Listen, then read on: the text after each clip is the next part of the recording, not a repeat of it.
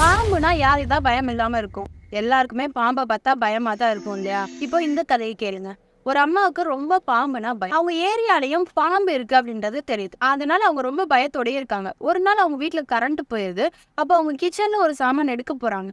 அப்படி போகும்போது அவங்க வீட்டுல அந்த உயரத்துல காய்கறி எல்லாம் வைக்கிற பழக்கம். அப்படி அவங்க கையை வைக்கும்போது அங்க பாம்பு மாதிரி வளவலன்னு ஒரு பொருள் இருக்கு. அதை பார்த்தோன்னே உங்களுக்கு ஆல்ரெடி பாம்புனால பயம் இருக்கனால அதை பார்த்து ரொம்ப பயந்துடுறாங்க. பயந்து கீழே விழுகும்போது பின்னாடி பார்த்தீங்க அப்படின்னா அந்த அம்மி கல் இருக்கு. அதில் அவங்க தலை அடிபட்டு அவங்க இறந்து போயிடுறாங்க. அப்புறம் பார்த்தா அது அந்த புடலங்கா தான் பாம்பு மாதிரி இருந்திருக்கு. இந்த இறப்புக்கு காரணம் என்ன அப்படின்னு பார்த்தீங்கன்னா அவங்களோட அந்த பயம். அவங்களுக்கு அந்த பயம் தான் அவ்வளோ பெரிய விஷயத்த நடக்க காரணமா இருந்திருக்கு. இப்போ இன்னொரு கதையும் கேளுங்க. இப்போ ஒரு ஜெயிலில் 2 பேர் இருக்காங்க. அந்த 2 கைதி கிட்டையும் ஒரு பேப்பரும் பேனாவும் கொடுத்து படம் வரைய சொல்லியிருக்காங்க. அதுல ஒருத்தவங்க என்ன வரைகிறாங்க அப்படின்னா அவங்க ஜெயிலுடைய ஜன்னல்ல அந்த கம்பி இருக்கு இல்லையா, அந்த கம்பியை வரைகிறாங்க.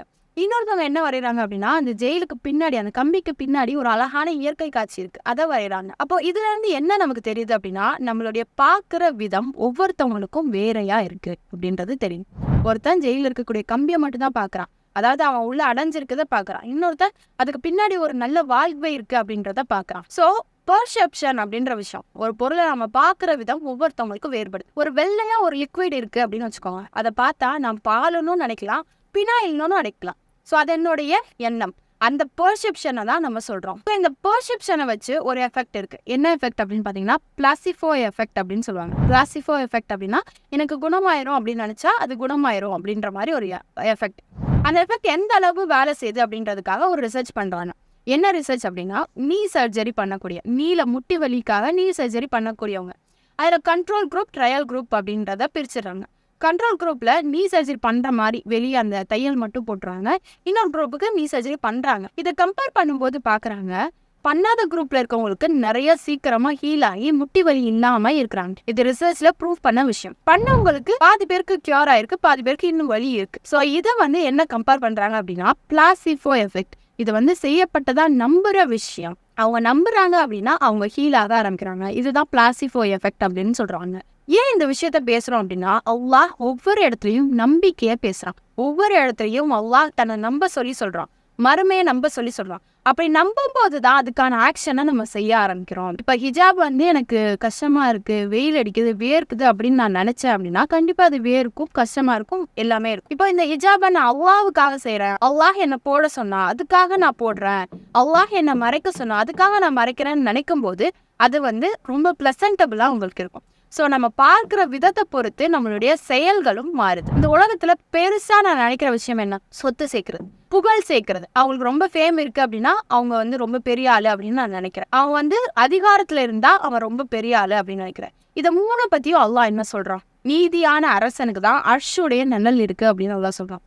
அந்த அர்ஷுடைய நிழல் கிடைக்கணும்னா நீ நீதியா இருக்கணும். ஸோ உன் கையில் அதிகாரம் இருக்குது அப்படின்னா நீ அசால்ட்டாக இருக்க முடியாது, நீ நீதியாக இருக்கணும் அப்படின்னு அல்லாஹ் சொல்கிறான். நிறைய பணத்தை சேர்த்து வச்சுட்டா நான் நல்லா இருக்கலாம் அப்படின்னு நினைக்கிறானே அவனுக்கு அல்லாஹ் என்ன சொல்கிறான், நீங்கள் மண்ணறைக்கு போகிற வரைக்கும் பொருளை சேர்க்கக்கூடிய ஆசை உங்களை துரத்திட்டு இருக்கு. இந்த இம்மையில் நீங்கள் எவ்வளோ சேர்த்து வச்சாலும் அது உங்களுக்கு பயன் அளிக்காது அப்படின்னு சொல்கிறான். அடுத்து ஃபேம், புகழ்ச்சி வேணும் அப்படின்றதுக்காக. புகழ்ச்சி அப்படின்றது யாருக்குரியது, அல்லாஹுக்குரியது. ஏன்னா எல்லாத்தையும் படைச்சவன் அவன், எல்லா சக்தியும் அவனுக்குரியது, எல்லா ஆற்றலும் அவனுக்கு இருக்கு. அப்படின்னா புகழ்ச்சியும் அல்லாஹ்க்குரியது. ஸோ இந்த 3 விஷயத்துக்காக தான் உலகம் ஓடிட்டே இருக்கு. இந்த 3 விஷயத்தையும் இஸ்லாம் என்ன சொல்லுது அப்படின்னா இந்த 3 விஷயமும் உனக்குரியது இல்லை, இதுல நீ கரெக்டா இருந்தனா மறுமையில உனக்கு கூலி இருக்கு. இதை நீ வேணும்னு இந்த உலகத்துக்காக ஓட ஆரம்பிச்ச அப்படின்னா மறுமை உனக்கு கிடைக்காது. ஸோ நம்மளுடைய பெர்செப்ஷன் அப்படின்றது எப்படி இருக்கணும் அப்படின்னா மறுமையை ப்ரியாரிட்டைஸ் பண்றதா இருக்கணும். நான் மறுமையை நம்புறேன், இம்மைக்காகவும் ஓடுறேன் அப்படின்ற ஒரு விஷயம் இல்லவே இல்லை. நான் மறுமையை முழுசா நம்புறேன் அப்படின்னா இம்மையை விலை கொடுத்துதான் ஆகணும். அல்லாஹ்வை வணங்க போறேன் அப்படின்னா சில விஷயங்களுக்கு கட்டுப்பட்டுதான் ஆகணும். ஏன்னா அல்லாஹ் சொல்றான், நான் உங்களை இங்க சோதிக்கிறதுக்காக தான் அமைச்சிருக்கேன், இங்க சுகபோகமா அனுபவிக்கிறதுக்காக அனுப்பல.